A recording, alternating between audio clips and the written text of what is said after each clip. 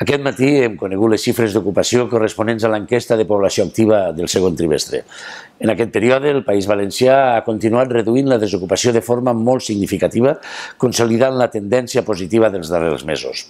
27.500 valencians i valencianes han abandonat l'atur durant aquest trimestre, situant la taxa d'ocupació en el 18,7%, allunyant-nos cada vegada més de la dramàtica xifra del 20%.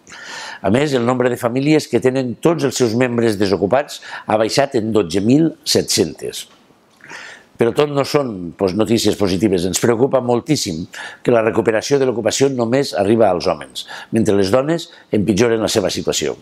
Aquest fet segurament es troba relacionat amb el pitjor comportament del sector serveis durant aquest trimestre, l'únic on baixa l'ocupació. També ens preocupa, i molt, l'augment dels treballadors i treballadores amb contractes temporals, mentre redueix la contractació indefinida.